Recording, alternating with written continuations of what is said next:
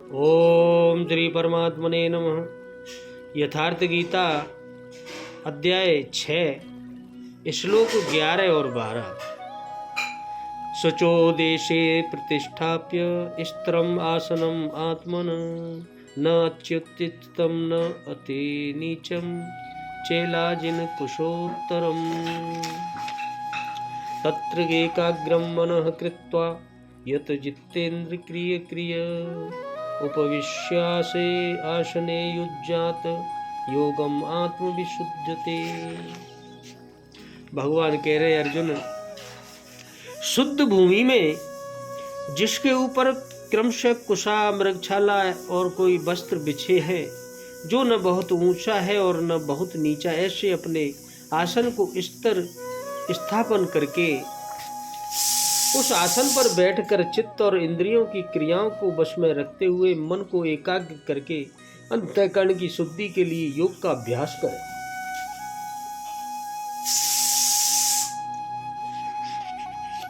भगवान शुद्ध भूमि में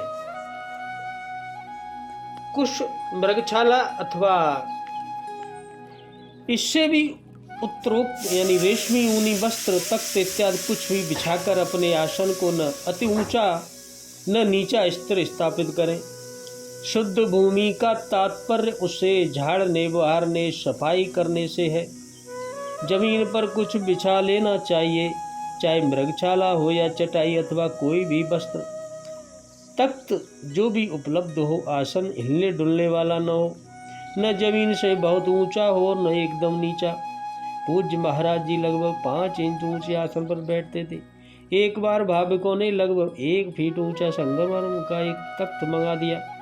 महाराज जी एक दिन तो बैठे, फिर बोले नहीं हो, बहुत ऊंचा हो गया, ऊंचे नहीं बैठे के चाहे साधु को अभिमान हो जावा करता है।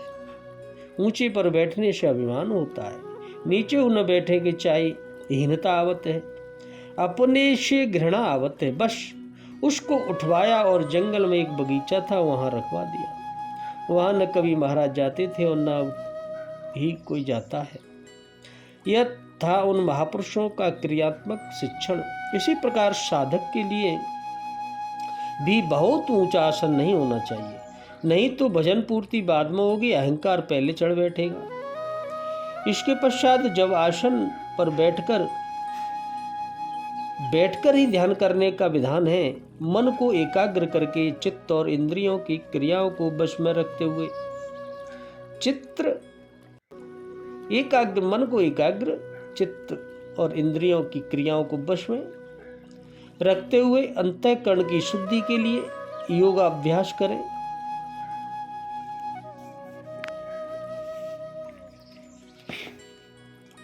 निराशी का क्या भाव है? शुचोदेशे का क्या भाव है? ध्यान योग का साधन करने के लिए ऐसा स्थान होना चाहिए जो स्वभाव से ही शुद्ध हो और झाड़ बहार कर, लीप पोत कर अथवा धो पोंछ कर स्वच्छ और निर्मल बना लिया गया हो। गंगा, यमुना या अन्य किसी पवित्र नदी का तीर, पर्वत, गुफा, देवालय, तीर्थ स्थान अथवा बगीचे आदि सर्वत्र वायुमंडल युक्त स्थानों में जो सुगमता से प्राप्त हो सकता हो और स्वच्छ, पवित्र तथा एकांत हो। ध्यान योग के लिए साधक को ऐसा ही कोई एक स्थान चुन लेना चाहिए। यहाँ आसनम पद किसका वाचक है और उसके साथ नात्युचितम नीति नीचम चेलाजिन कुशोत्तम, इस प्रकार 3 विशेषण का क्या भाव है? काठ का हो या पत्थर के बने हुए पाटे का, चौकी को जिस पर मनुष्य स्थिर भाव से बैठ सकता हो। यह आसन कहा गया है।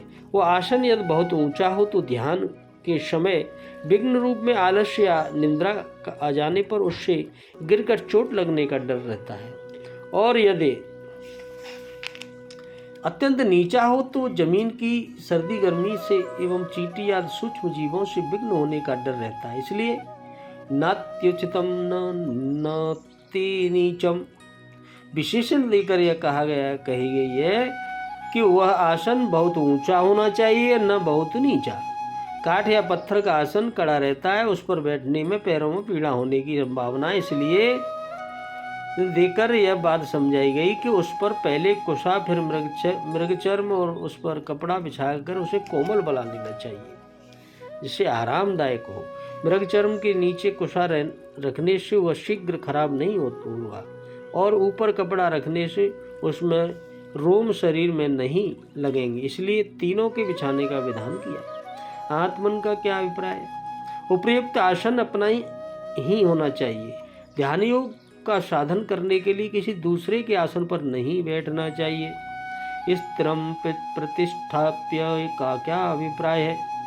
काठ या पत्थर के बने हुए उपयुक्त आसन को पृथ्वी पर भली बात जमा कर टिका देना चाहिए जिससे वह हिलने डुलने न पावे, क्योंकि आसन के हिलने डुलने से या खिसक जाने से साधन में विघ्न उपस्थित होने की संभावना है। ऐसा सा आसन होना चाहिए। पवित्र स्थान में आसन स्थापन करने के बाद ध्यानियों के साधन को क्या करना चाहिए?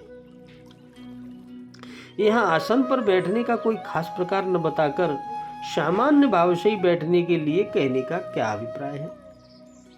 ध्यान के साधन के लिए बैठने में जिन नियमों की आवश्यकता है उनका स्पष्टीकरण अगले श्लोकों में किया गया है। उनका पालन करते हुए जो साधक स्वस्तिक, सिद्ध या पद्म आदि आसनों में से जिस आसन से सुखपूर्वक अधिक समय तक स्थिर बैठ सकता हो उसके लिए वही उपयुक्त है। इसीलिए यह किसी आसन विशेष का वर्णन करके सामान्य भाव से बैठने के लिए ही कहा गया है। मृगचर्म अपनी मौत से मरे हुए मृग का होना चाहिए, जानबूझकर मारे हुए मृग का नहीं। हिंसा से प्राप्त चर्म साधन में सहायक नहीं हो सकता। अब इनकी आवश्यकता नहीं, अब तो कपड़ा ही अच्छा बैठने के लिए बना ले। यत चित्तेंद्रिय क्रिया का क्या अभिप्राय है? चित्त शब्द अंतःकरण का बोधक है। मन और बुद्धि से जो सांसारिक विषयों का, संसार के जो विषय हैं उन विषयों का चिंतन और निश्चय किया जाता है, उसका सर्वथा त्याग करके, विषयों के चिंतन का सर्वथा त्याग करके उनसे उपरत हो जाना ही अंतःकरण की क्रिया को वश कर लेना है।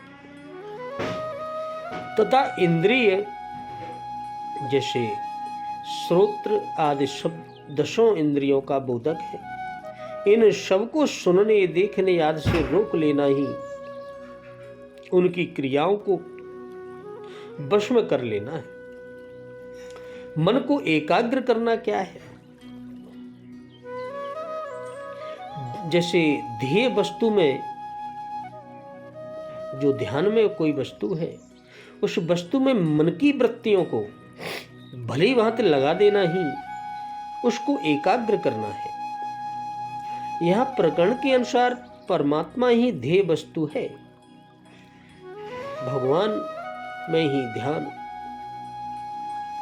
मन को एकाग्र,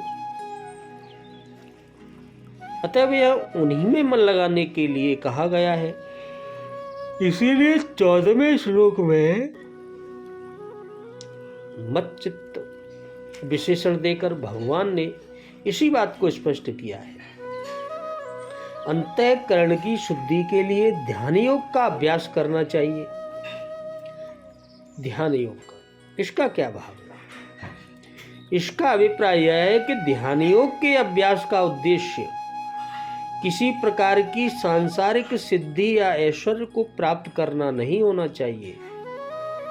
क्या वे ये ऐश्वर्य प्राप्त करना है या ये सिद्धि प्राप्त करनी है इसलिए हम ध्यान कर रहे हैं, ऐसा नहीं होना चाहिए। एकमात्र परमात्मा को प्राप्त करने के उद्देश्य से ही अंतःकरण में स्थित राग, द्वेष आदि अवगुणों और पापों का तथा विक्षेप एवं अज्ञान का नाश करने के लिए ध्यान योग का अभ्यास करना चाहिए। अज्ञान का नाश करने के लिए ध्यान योग होता है। ध्यान करने से ज्ञान बढ़ जाता है और विज्ञान जागृत हो जाता है। योग का अभ्यास करना क्या है?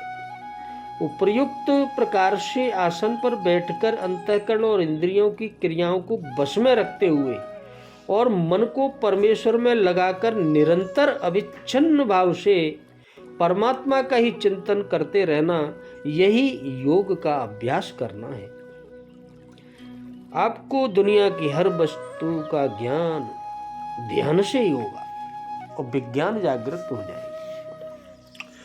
ऊपर के श्लोक में आसन पर बैठकर ध्यान योग का साधन करने के लिए कहा गया।